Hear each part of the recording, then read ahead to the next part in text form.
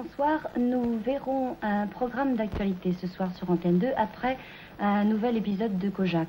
Mais par ailleurs, TF1 diffuse une émission dramatique. Ce qui est le plus extraordinaire dans l'affaire d'Yvonne Huriez, c'est qu'elle n'a pas su pourquoi elle était en prison.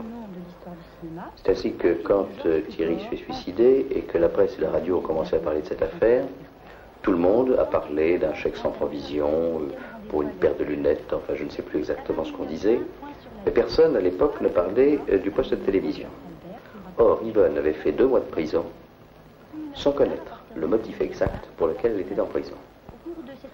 Alors, il s'agissait d'un poste de télévision qui avait été loué à une société qui s'appelle l'Horlogerie du Doubs.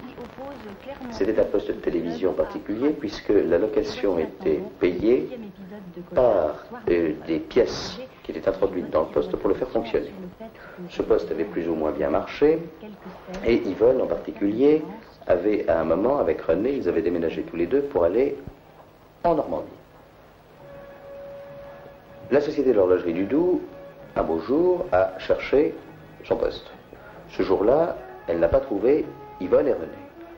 Ils n'avaient pas disparu, d'ailleurs ils avaient parfaitement donné leur adresse, mais tout de même, ils avaient évité de donner leur adresse de façon précise parce qu'ils craignaient à l'époque des recherches de la part du second mari d'Yvonne, du moins de la seconde personne avec laquelle elle vivait, et qui s'appelait, je crois, Sota. Une mécanique judiciaire s'est mise en route à ce moment-là. Mécanique dans laquelle Yvonne n'a pratiquement eu rien à voir. C'est-à-dire que l'Horlogerie du Doubs a adressé à Paris, au procureur de la République, une plainte. Le procureur de la République a ouvert une enquête, confiée à la police. La police a cherché Yvonne, ne l'a pas trouvée, et l'affaire est venue devant le tribunal correctionnel. En l'absence d'Yvonne, puisque dans ce cas-là, le principe de la justice est totalement aberrant, c'est-à-dire que quand on ne trouve pas quelqu'un, le procureur de la République se délivre à lui-même une citation, c'est-à-dire que la citation est délivrée au parquet, et la condamnation est prononcée par défaut par le tribunal qui a jugé. Le tribunal s'est trouvé avec un dossier dans lequel il y avait en tout et pour tout le contrat qu'avait signé Yvonne et la plainte de la société de l'Horlogerie du Doubs, plus une enquête de police disant qu'elle ne se trouvait plus à l'adresse qui était prévue.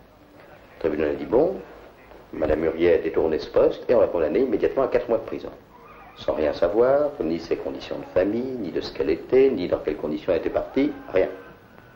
Entre-temps, Yvonne Huriez était revenue à Paris et l'Horlogerie du Doubs avait d'ailleurs récupéré le poste.